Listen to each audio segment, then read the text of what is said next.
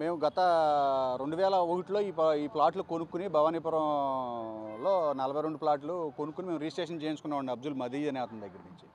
గతంలో ఏదో ఒక పాత 80లో ఉన్న ఒక అన్రిజిస్టర్డ్ అగ్రిమెంట్ పేపర్ మొక్క ఆదిశేషు అనే అతను పెట్టిన సొసైటీని ఇప్పుడు ప్రజెంట్ ఉన్న వాళ్ళు కబ్జా చేసి దాన్ని ఫేక్ సొసైటీని ఇప్పుడు వరకు నడిపించి 2017లో మాకు నోటీసులు పంపించారు, ఇది మాది అని చెప్పి. అక్కడి నుంచి పోరాడుకుంటూ వస్తున్నాం.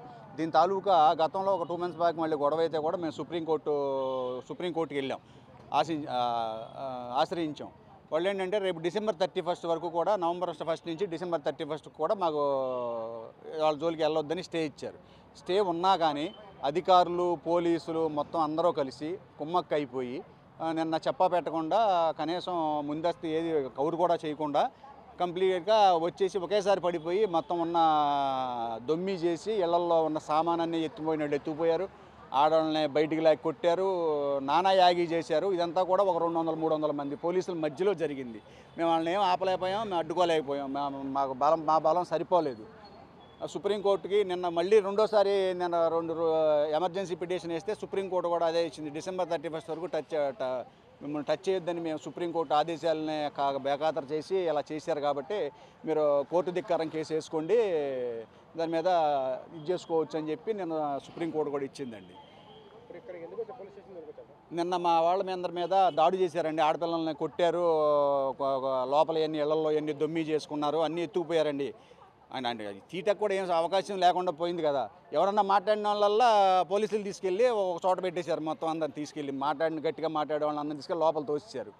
ఇంకా వాళ్ళ ఇష్టం, దొరికినట్టు ఏ దొరికితే ఎత్తుకుపోయారు, సామానాన్ని ఎత్తుకుపోయారు. దగ్గర 20 ఇళ్లలో అందరి సామాను ఏమీ లేవండి, తీసే అవకాశం కూడా ఇవ్వలేదు.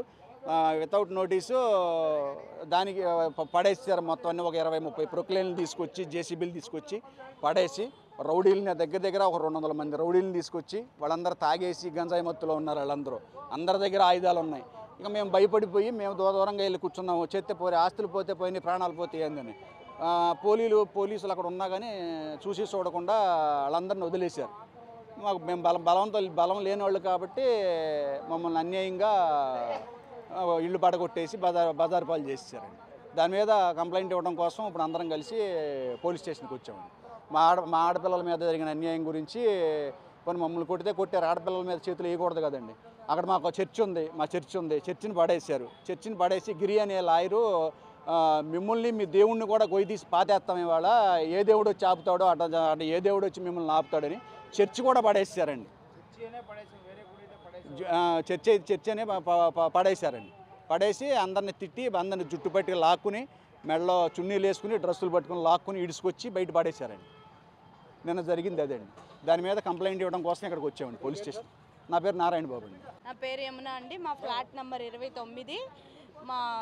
నిన్న ఎలా అయితే కూల్ చేశారో ఈ పోలీసులు వాళ్ళందరూ దగ్గరుండి ప్రభుత్వ అధికారులే కూల్ చేశారు కాబట్టి అదేవిధంగా మాకు మళ్ళీ రీకన్స్ట్రక్షన్ చేస్తారా? మేము ఈరోజు కంప్లైంట్ ఫైల్ చేశాము. మాకు దాని వెనుక పోలీసులు ఎలా రియాక్ట్ అవుతారు, దానికి మాకు ఎంతగా స్పందించి మాకు వెంటనే చూపిస్తారు. కానీ పడిపోయినవి తిరిగి వస్తాయా? 24 గంటలు అయినా కానీ ఒక్కళ్ళ కూడా రియాక్షన్ లేరు.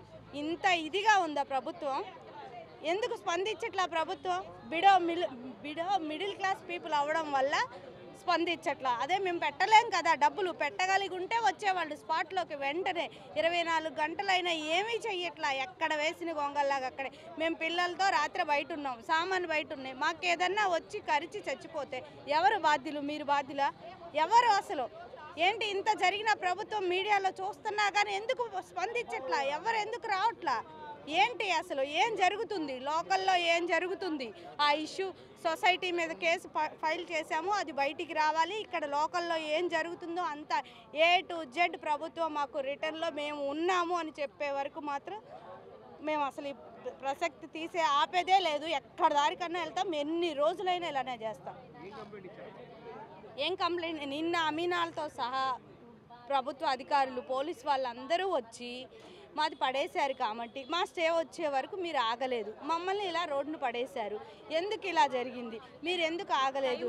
మాకు టైం ఉన్నా కానీ ఇవ్వలేదు.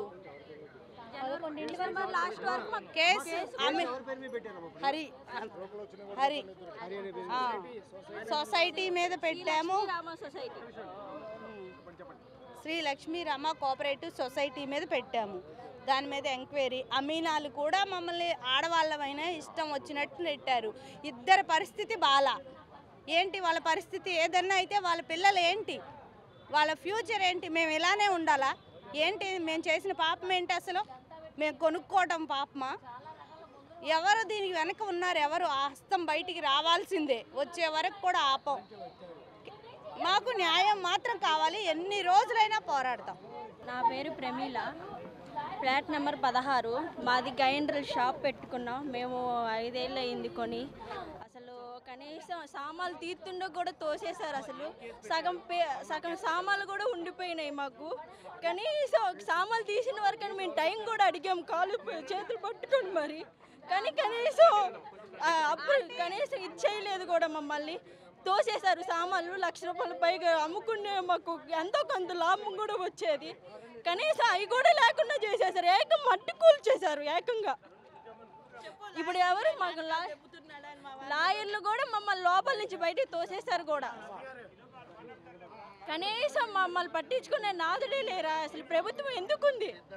అసలు ఎంతవరకు కనీసం ఒక్క పెద్ద ఎవరు ఒకరు రావాలి కదా, వచ్చి మమ్మల్ని ఆపాలి కదా. కనీసం మాకు స్టే ఆర్డర్ కూడా అప్పటికి వచ్చింది మా కూల్చేటప్పటికి.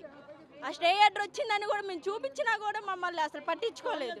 ఫోన్లో చూపించిన నిజంగా కాఫీ కావాలని చెప్పారు. అప్పటికప్పుడు ఎక్కడి నుంచి తీసుకొస్తాం మేము? కోర్టులో కూడా మేము కేసు వేసాం కూడా. కేసు అనేది ఇదంతా ఆర్గనైజ్ చేసింది అనేది హరి గారు అండి. హరి గారి పేరు దానిలో మెన్షన్ చేశాము. అలాగే Lakshmi cooperative society, Lakshmirama cooperative society అనేది ఆ సొసైటీ మీద కేసు పెట్టడం జరిగింది. ఇప్పుడు వస్తాయండి విషయాలన్నీ. అసలు అది ఫేక్ సొసైటీ, దొంగ సొసైటీ. కేసు తీసుకున్నారండి. ఇప్పుడు ఇక ఇచ్చేసాము. ఇంకా వాళ్ళు దర్యాప్తు చేయటం అనేది మొదలు పెడుతున్నారు.